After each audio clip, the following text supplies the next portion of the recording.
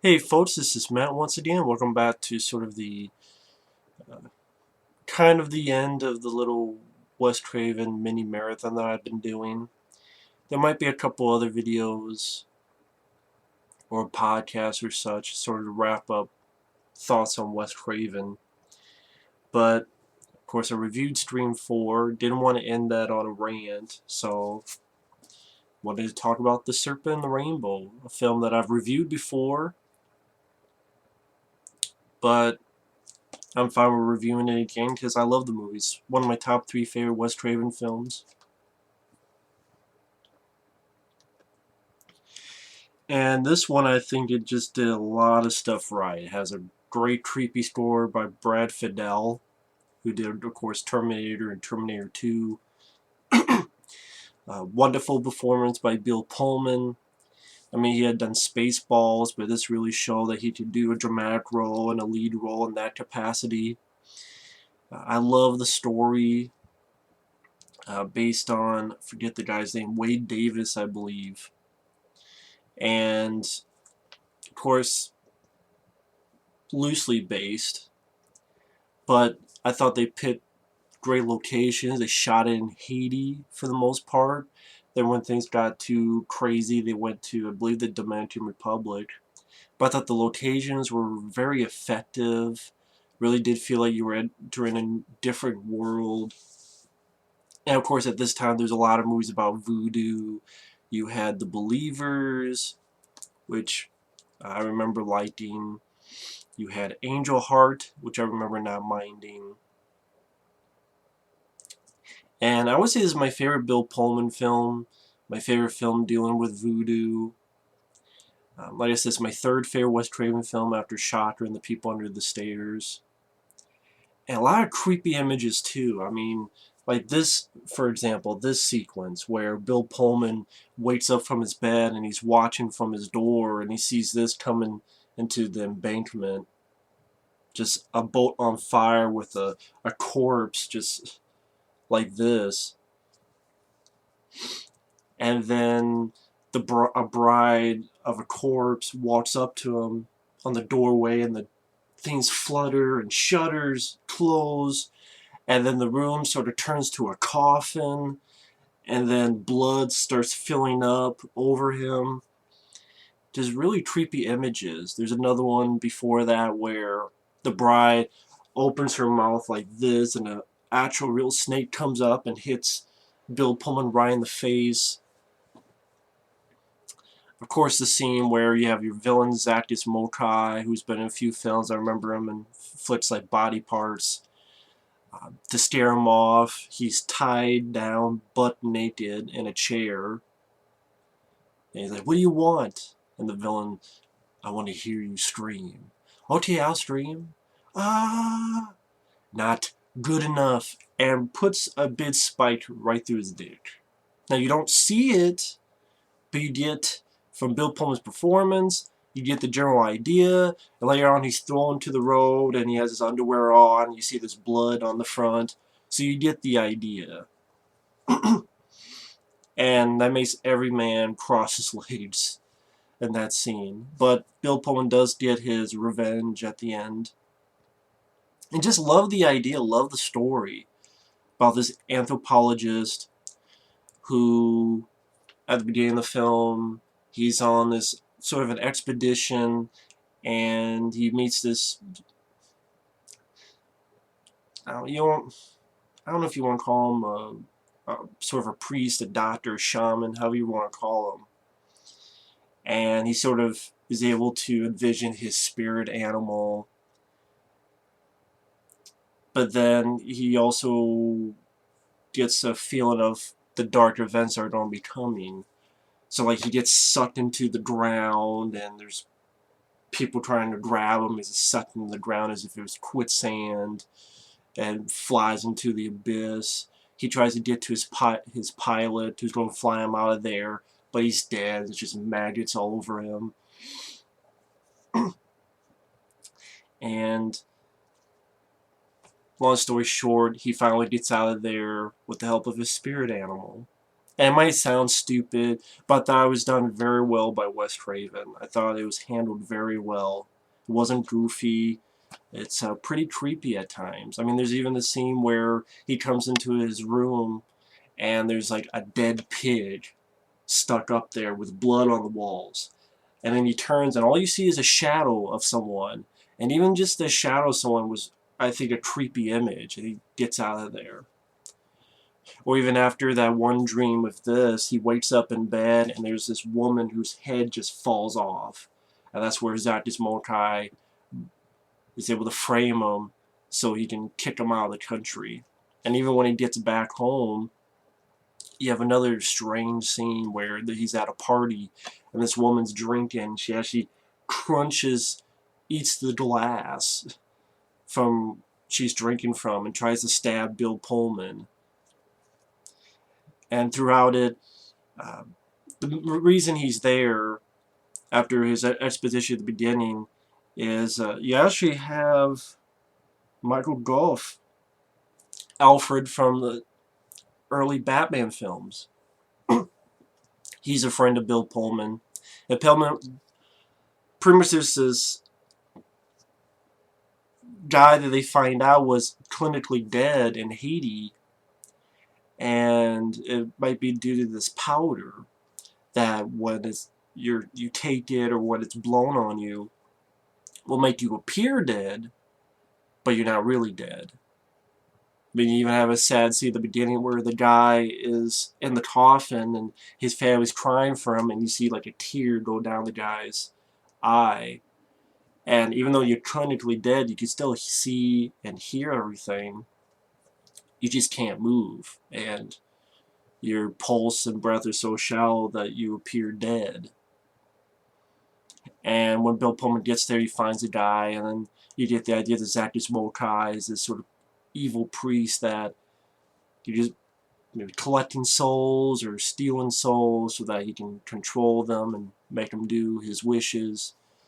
Paul Winfield is in the film, who was in the original Terminator. He's been in quite a few films.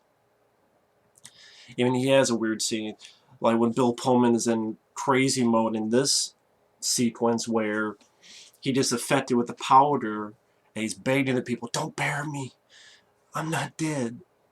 And just him being buried alive pretty much, and he can see and hear everything, but he can't do anything, and the villain is so sick he even puts a big tarantula on his face.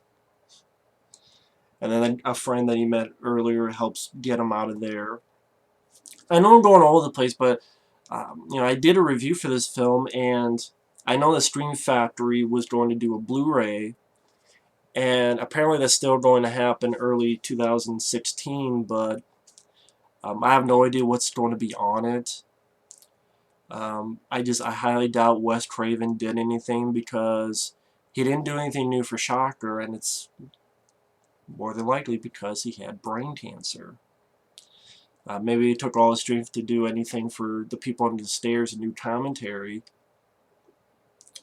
So, I mean, I'm not really expecting anything from it, which sucks because A, that he's passed on, and B, because this is like one of the movies that has the most interesting stories. And I don't blame Stream Factory, I blame Universal, or as I call Unifuckle. And one day there's going to be a big rant about this shit. Because I'm tired of these fucking studios fucking waiting until it's too fucking late. Universal, Unifuckle, fucking shitheads who they had the best year because of Jurassic World and Furious 7 and da-da-da-da-da-da. They made the most money. Great, shove the money up your ass, you rich, greedy fucks. 5 years ago,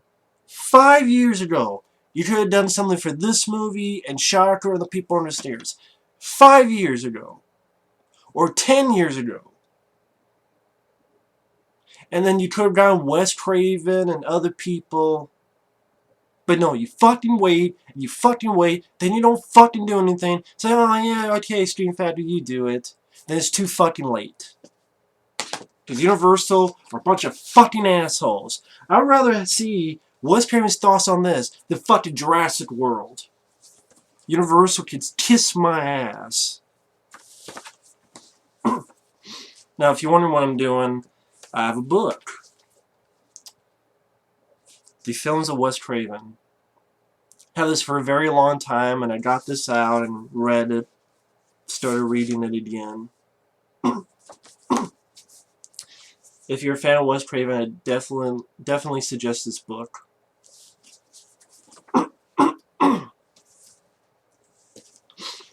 I highlighted some passages about Serpent and the Rainbow to give you some stories about the film. For example, awakened in the middle of the night by their voodoo hosts, Wes Craven and the guy who was with David Ladd were taken to a field where a party seemed to be in progress. As he got used to his surroundings, the music, the drinking, the dancing, it dawned on him that this was no ordinary party but a voodoo ceremony. The pig was suddenly produced and slaughtered about 5 feet away from the startled director.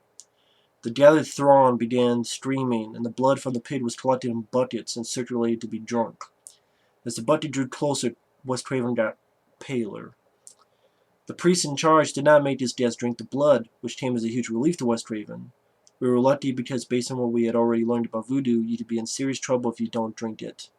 It was a taste of things to come during the Serpent and the Rainbow's turbulent production. It tells about how they shot in Haiti, about finding Bill Pullman. Other people said no. Carl McLaughlin said no. Kevin Bacon said no. But I think Bill Pullman did a great job. Kathy Tyson, who becomes the love interest of Bill Pullman, she did a good job. Wes Craven set out to film for 30 days in Haiti's grim, unhealthy slums and cemeteries. A rough shoot was expected, but nothing like the problems they actually faced. Almost all the cast and crew were ill on the second day of their stay in Haiti. The sickness manifested in the form of nausea, vomiting, or dizziness. Persisted throughout the location shoot, but Wes Craven himself escaped. I felt protected, he declared, and was determined not to be invaded by what was going on. Illness was not the only specter stalking the production. Tales abound of crew members so affected by the voodoo atmosphere that they were unable to work. Incidents of hallucinations among the crew were legion, some more serious than others. People were having wild hallucinations. One person went completely mad after talking to a magician and had to be shipped back to the U.S. He snapped out of it 5 days later. Very strange events were happening all the time, so it was quite an adventure to make. The man supposedly driven mad by Haiti was in fact screenwriter Richard Maxwell. In the country to work on some script rewrites, he had arranged a meeting with a voodoo bakor for research purposes, but Maxwell found the experience very unsettling and tried to get back to L.A. He lost the ability to write, and ended up locking himself in his hotel room before heading straight to the airport and grabbing the next flight out. Back in the States, he suffered for 4 more days, before awakening on the 5th with no memory of any of the events that had transpired since his meeting with the magician. Other strange occurrences dogged the production throughout March 1987. Bill Pullman was not immune to the fear and unease spreading through the cast and crew and claimed to have seen a green cow with TV screens for eyes. Another crew member was convinced he had seen a long-dead general on horseback. The general had approached the man and pleaded with him to give him the color blue. Dr. Paul Winfield believed his colleagues may have had visions, but there was a more mundane explanation than voodoo curses. I don't attribute any of that to supernatural occurrences.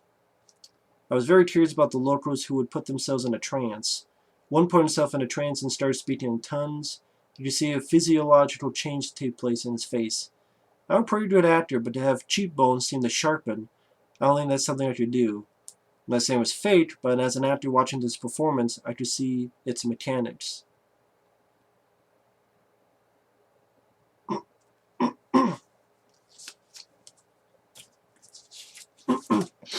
A desire to show off bizarre skills was not the only problem the crew faced with the locally recruited extras. Things had been pretty tense all along. There were a number of bombings, and we were faced with riots because the estimated 2,000 extras we were using kept asking for more money. We were right in the middle of shooting when they went on strike. They surrounded the entire company and began throwing stones. They were ready to do us in. The producers and I had an immediate conference with them and negotiated a higher fee. At that point, we realized how dangerous the country had become for us. After that incident, Craven decided it was time to call a halt. Things were becoming too risky for the cast and crew. We left the country the next day. It became apparent in many ways that the place was a time bomb, so we had to get out. I wish it were different. All of us came away feeling very much attached to Haiti. As the crew finished the last scheduled scene at the airport, they took the opportunity to hop on a plane that was being used as a prop and leave the turbulent island behind, relocating to the safer conditions of the Dominican Republic. For the remaining 8 weeks production, where filming finally wrapped on May 12, 1987.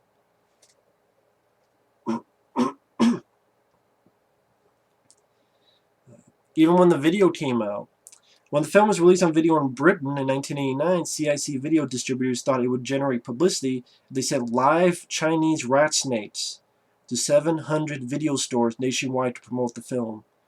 Sure enough, it generated publicity, but not the type CIC were looking for, as hundreds of video store managers called the RSPCA to have the snakes collected. It was unbelievable and pathetic. We had to go around all the video shops collecting the snakes. We were a bit perturbed when we got a package labeled live animal inside. We had no idea it was being sent.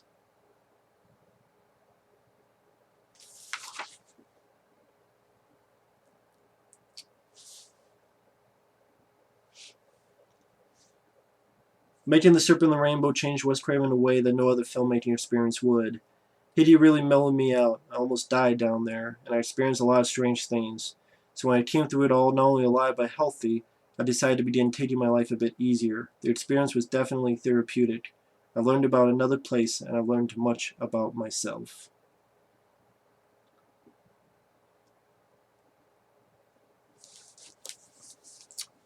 Those are some stories from Streams and Nightmares, book about Wes Craven's films. And they talk about quite a bit of films.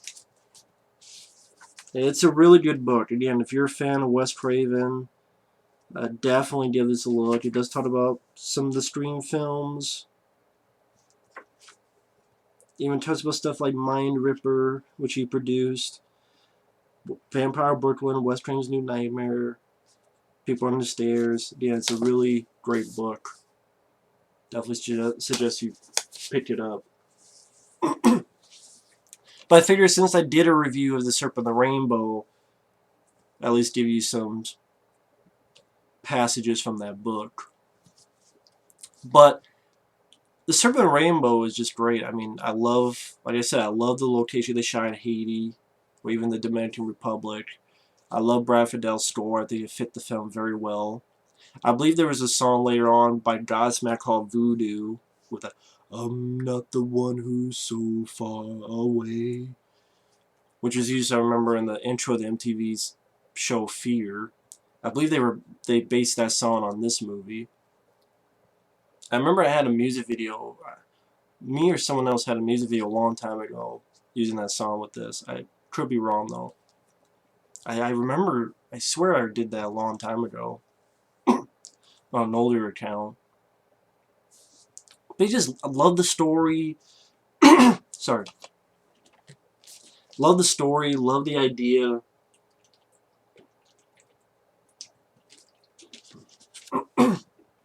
Love the creepy images, like I said. All the ones I described. The idea of the powder, which I believe is a tetrodotoxin. I want to say that's the puffer fish. I know there's the ones where if you eat a certain part, it's poison. Or again, you look clinically dead, but you're not. And he can't get the powder. Then he meets this other guy who's able to get on the powder and is dealing with them. And then all this civil war that's about to erupt in Haiti, as well as this mystical, supernatural stuff, black magic. And then when he comes back to save his love interest, Kathy Tyson, he gets, again, blown with that powder. He's able to get out of the grave with the help of the guy that we saw at the beginning of the film, who was also buried alive. And like I said, Bill Pullman gets his revenge on the guy, which is nice, because he gets the Zactus Mokai, and Kathy Tyson hits one of the jars that you can see has a bit of Bill Pullman's soul, and you see a bit of his animal spirit. Just gives Zactus Mokai a fuck you punch, slamming him right into all these jars of souls, and it fucks him up. And Bill Pullman's like, smash you more, and it burns up Zactus Mokai. So he fucks him up physically, but then he's got to fuck him up mentally, spiritually as well. And just really crazy sequence. Before that, going down the hallway and all these arms are coming out of the cell doors trying to grab Bill Pullman. He opens the door and he's flying down the stairs. After that, there's the chair that, you know, he got stabbed in the dick in, trying to follow him, dealing with Zactus Mokai, and then even Bill Pullman's like, I'm tired of this shit, just beating the shit out of Zactus Mokai, beating the fuck out of him. This sort of like a spiritual fight. Gets him tied to the chair, and finally returns the favor. I want to hear you scream. And jams the big old spike right into Zactus Mokai's dick. And is able to get him buried into the ground. Kind of like we saw at the very beginning what Bill Pullman, him getting pulled into the ground. So it was really nice to see our hero get his revenge, and the villain get his comeuppance in that instant too. I forgot that Rob Cohen had a part in producing this. Again, I did a review of this before. I'll put the link down below in case you want to check that out. But I have no problems with this film. I love the idea behind the film. I think it's a very creepy flick. Really good at images, the hallucinations, the supernatural occurrences. The performance by Bill Pullman, I think this is his best performance. It's definitely my favorite performance he's done. It's my favorite movie he's done. It's a really interesting story. It's not, I never was bored at all. Hour and 30-some minutes. Brad Fidel, again, keep praising his score. It deserves it. The cast, Kathy Tyson, Zactus Mokai, Paul Winfield. The guy who plays a guy who gets Bill Pullman the powder. Everyone does a good job. Fun finale. Villain gets his comeuppance. Squirm scenes that make you squirm again. You know, you're tied to a chair naked, and then a big nail comes to your dick. And then that line, I want to hear you scream. I wonder if this is the first movie that did that, because that's a phrase I've heard many times. I want to hear you scream. I wonder if this is the first time they did that. Maybe it's not. Maybe someone could think of a dozen examples before this, but this is the earliest film I can remember that had that line of dialogue. It's a good line. And it's nice that Bill Pullman was able to throw it back at the villain. Just, I love the film. I think it's a great movie. I think if you haven't seen The Serpent and the Rainbow, it's definitely worth a look. I'm curious about the Blu-ray that's coming out by Stream Factory. Again, I doubt you don't have Wes Craven on there, which I blame Unifuckle. Because instead of releasing a bare bones DVD back in the day, you could release a fucking special edition DVD.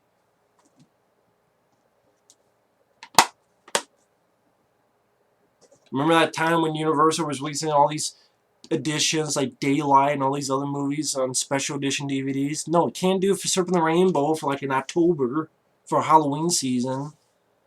Fuckle. Anyway, I'll do more of that one day down the road, but Serpent and the Rainbow is a classic film. I really do. But either way, thanks for watching. Take care.